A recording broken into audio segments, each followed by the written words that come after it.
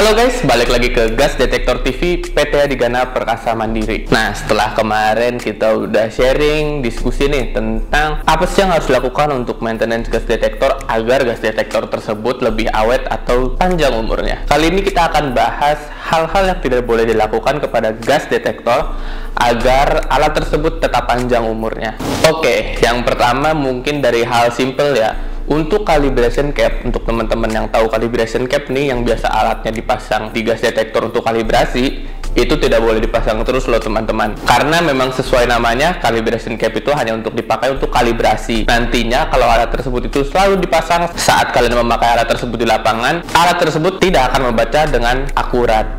Jadi untuk calibration cap jangan lupa untuk dicopot setelah kalibrasi selesai. Lalu yang selanjutnya, jangan pernah melubangi hydrophobic filter yang ada di sensor. Hydrophobic filter ini berfungsi untuk menahan laju air agar tidak masuk ke dalam sensor. Jadi selain untuk memfilter debu, juga memfilter air agar tidak masuk ke dalam sensor, karena pastinya akan merusak sensor tersebut. Lalu yang selanjutnya yang sudah dibahas juga kemarin, tidak mencas unit secara berlebihan. Jadi teman-teman harus memantau gas detektor apabila sedang dicas. Karena sesuai yang dibahas kemarin, sesuatu yang berlebihan itu tidak baik. Jadi emang mencas unit gas detektor itu tidak boleh berlebihan agar tidak merusak baterainya. Lalu yang keempat yaitu usahakan unit kita atau gas detektor kita itu tidak terlalu sering terjatuh atau terbentur dari ketinggian. Mungkin memang untuk gas detektor ini sudah melakukan drop test, tapi alangkah lebih baiknya unit gas detektor kita itu tidak terlalu sering jatuh atau terbentur dari ketinggian, karena akan mempengaruhi kinerja komponen-komponen yang ada di dalamnya. Yang kelima yaitu tidak membiarkan gas detektor terkena trik panas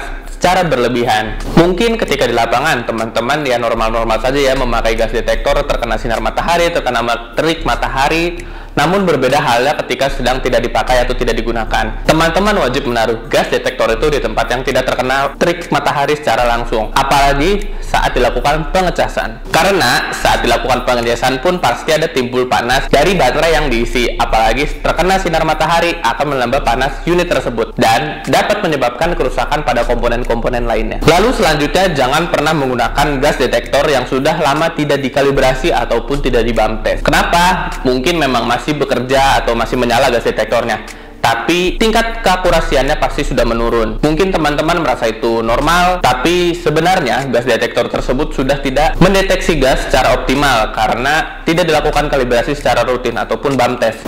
Jadi teman-teman wajib melakukan kalibrasi ataupun bump test apabila teman-teman sering menggunakan gas detektor tersebut, agar teman-teman tetap terhindar dari bahaya gas beracun. Lalu yang selanjutnya itu mencoba mengganti sensor sendiri. Mungkin teman-teman pernah menonton video ataupun tutorial untuk penggantian sensor mandiri ya, secara mandiri. Tapi itu merupakan salah satu hal yang cukup berbahaya. Kenapa? Karena untuk teman-teman yang mungkin belum ahli ataupun teman-teman yang belum terlatih untuk mengganti sensor, itu akan dapat menyebabkan kerusakan pada sensornya. Dan juga untuk pada unitnya sendiri, mungkin dari motherboardnya ataupun komponen-komponen lainnya dapat menyebabkan kerusakan. Dan memang mungkin alatnya kecil ataupun bentuk komponennya itu kecil, tapi harganya itu memang tidak murah ya teman-teman, karena ini memang alat safety. Jadi teman-teman itu harus terlatih ataupun menggunakan special tools yang biasanya digunakan untuk mengganti sensor pada unit gas detektor. Lalu yang selanjutnya sama seperti sebelumnya untuk penggantian sensor, namun kali ini untuk penggantian komponen casing ataupun electrical module lainnya. Selain harus menggunakan special tools, electrical module ini harus diganti oleh teknisi khusus. Karena untuk teknisi-teknisi yang biasa mengganti casing ataupun electrical module ini pasti sudah terlatih oleh pabrikan, sehingga teman-teman tidak perlu khawatir untuk penggantian casing ataupun electric module, sehingga dapat bekerja secara optimal untuk gas detektornya. Yang kesembilan yaitu tidak menyalakan koneksi tambahan secara terus-menerus apabila tidak digunakan. Mungkin yang teman-teman ketahui di gas detektor itu salah satunya ada konektivitas yaitu Bluetooth mungkin. Nah, apabila Bluetooth itu tidak dipakai, lebih baik ya tidak digunakan, karena Bluetooth itu akan terus mencari sinyal kemana dia harus terkonek, dan juga itu akan memakai baterai yang lebih daripada biasanya karena dia terus mencari sinyal. Jadi untuk gas detektor tersebut yang teman-teman pakai akan lebih cepat baterainya habis. Lalu untuk yang terakhir, jangan pernah untuk melakukan pengecekan unit dengan gas korek ataupun gas-gas portable yang ada di luar sana.